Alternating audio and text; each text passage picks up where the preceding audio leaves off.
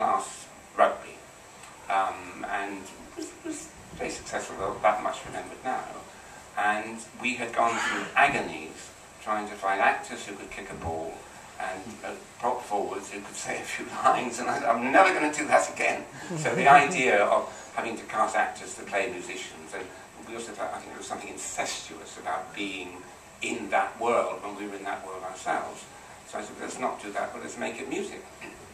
And so books were exchanged, and lots of LPs went to and fro, and ideas were ventilated. And one day I sent him a book called A Handbook of Murder, and in it there was a very weird murder from the 30s, where a commercial traveller who was down in his luck had decided to commit the perfect crime. And that's to say, he roamed around the country on his rounds until he found a hitchhiker who was a bit like his weight and size, knocked him out and killed him, and took on his clothes and went his way. The reason it's not as successful, it's not a very well-known murder, is he was caught within a week or so. But there was something in that hooked Dennis about the doppelganger thing, the double in Pennies and Heaven, nothing necessarily to do with the music. And he went ahead, but we still dithered and mucked about until one morning, very early, and he had a habit of doing this because he probably worked all night. He called me up and said, what would you say if I sent you a piece where the first scene is it's in a very drab, lower middle class bedroom. Monday morning, he's got to get up and go to work and drive to Gloucester, and she's very prissy, and he wants to make love and she doesn't, and it's awful. And suddenly you hear music in the background, the lights change, and out of his mouth comes Elsie Carlyle singing The Clouds Will Soon Roll By. And do you know what I said? I said, Dennis, I can get you a male version of that number with the same arrangement. He said, that's absolutely what I don't want, because I want to completely dislocate the way people approach what they watch on television.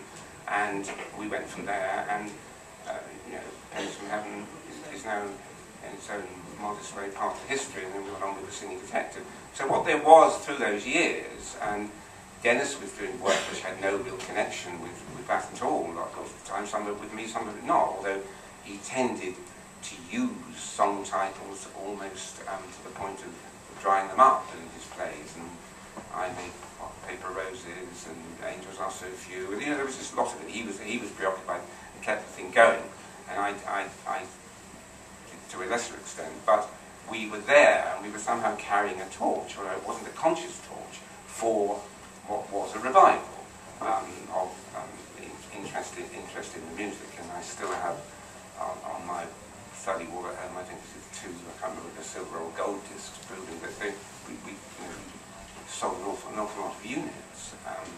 So that's really the history. And throughout all this time, I maintained a strong friendship with Joyce, which has now lapsed.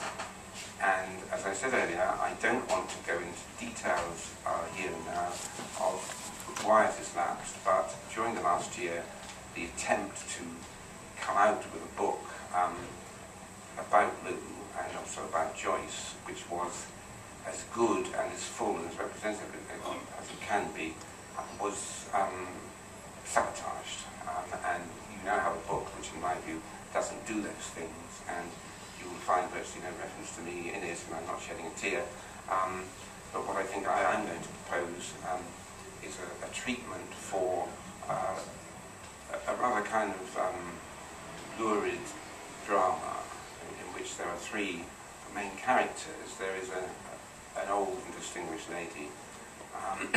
There is a man who has a quite Dickensian vanity and arrogance. There's a group of South African ladies, don't ask me why. There's a farmer from Gloucestershire who, if Roy was still here, I'd offer him a part, but he's gone. And some other things. And it's comical, sinister, and we hope to get it going. The old lady should be played, I suppose Maggie Smith would be too obvious a choice, so perhaps it should be June Whitfield, and I think Nigel Havers would be write for the main Dickensian character, except that that would flatter the reality, because Nigel was too generous a person and could never possibly hope to approach the high-octane vanity of the real person. Now, I've said too much about all that, but what I'm really trying to come is bringing full circle, I suppose, from Moonlight on the Highway, where a fictional character finds emotion and succour in that the world that we all, the musical world that we all love, to saying, not because it's 40 years later, but to saying that it can also curdle.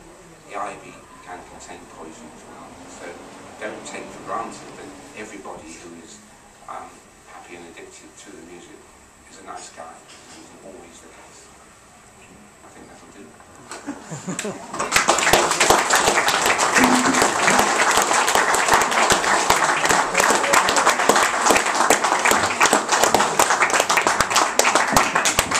Thank you very much indeed, Ken, for a most thought-provoking and interesting talk. And how to follow that up? Well, I think we'll follow it up with this.